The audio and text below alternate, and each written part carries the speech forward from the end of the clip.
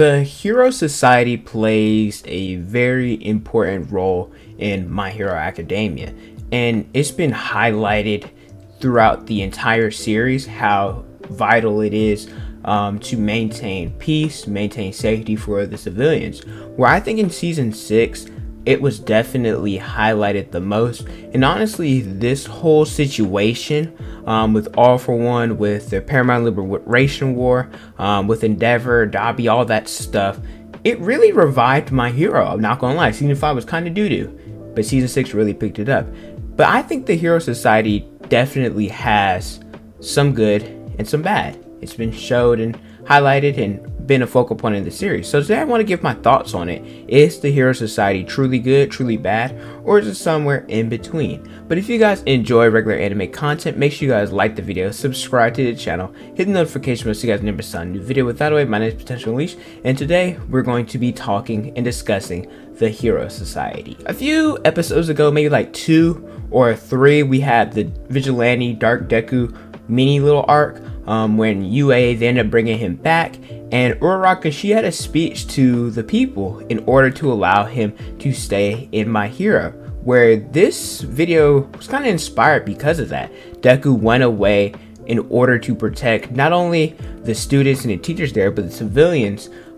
For the ones who went to UA for protection, he wanted their safety. All For One was definitely making some moves, which was inspired because of the collapse of the Hero Society. Whenever something thrown into chaos is, when it rains it pours. So All For One definitely started taking action. So there was a lot of stuff going on, and Uraraka, she did her thing, calmed the people and tied the civilians to, with their empathy and their emotions to Deku, where I think her voice actor did a phenomenal job during that scene. Now I want to talk about All Might here because he's a big reason for why the Hero Society is in the state that it's in. And you guys are probably going to question that, but just hear me out. He believed that there needed to be a symbol, that the bad guys kind of need something to fear, and that the civilians needed someone or to look up to. And so he became the strongest hero,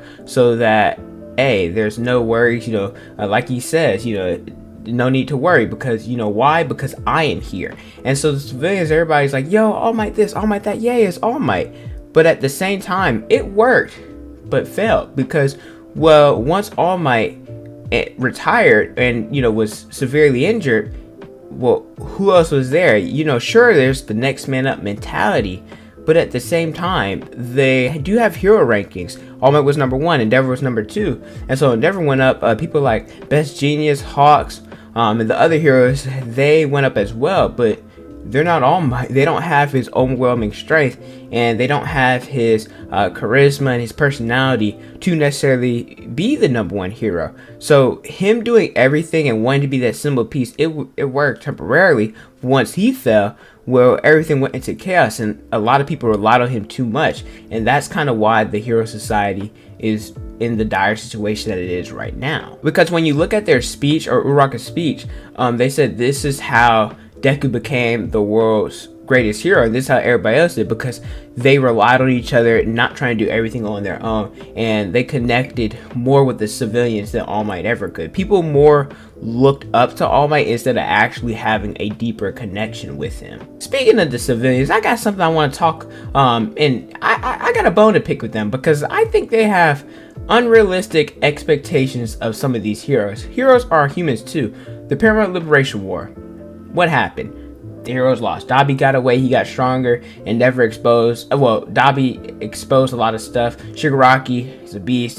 Just a lot of stuff where, like I said, different things happen. I'm going to talk about Hawks and Endeavor, Dabi a little bit later. But the civilians, they now hate heroes because of different things that are revealed. But at the same time, they want them to fix everything. People, they find something to blame because it's easier instead of going out and addressing the problem. And then there's also civilians that would take up, get different items to help them fight the villains. But at the same time, when somebody All For One, Muscular, I think his name is Gigantomachia, Dabi, all of them, y'all ain't doing nothing. So you want to yell at heroes, but at the same time, you want to rely on their help, but then you don't want their help. Like, I don't know. The hero killer, Stain, he played an important part in the Hero Society as well. He killed over 40 heroes, not because he hated them, but because they weren't true heroes. They were in it for things that weren't,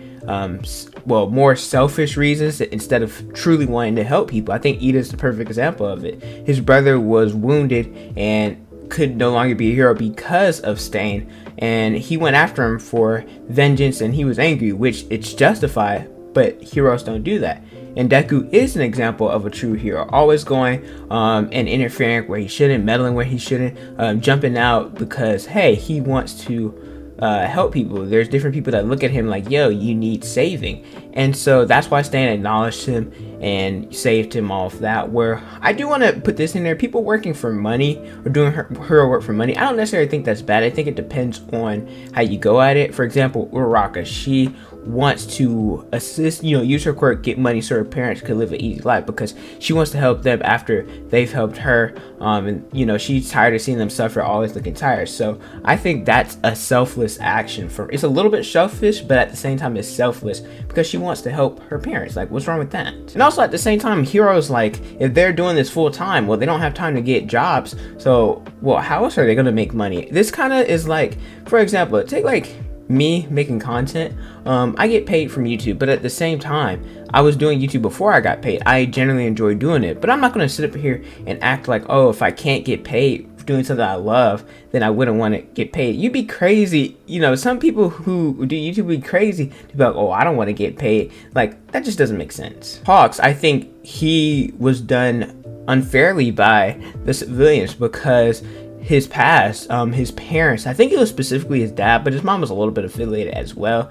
His dad was a criminal, and so he got ridiculed because of that, but that's his parents, it's not him. They're not the same person. So him being treated as such because of past actions that he had no control over because he was a kid and because of his parents, that's not fair. Shigaraki is another person who suffered because of the Hero Society. He was abandoned by Nana Shimura, and he needed a hero. He needed somebody to help him, somebody to save him.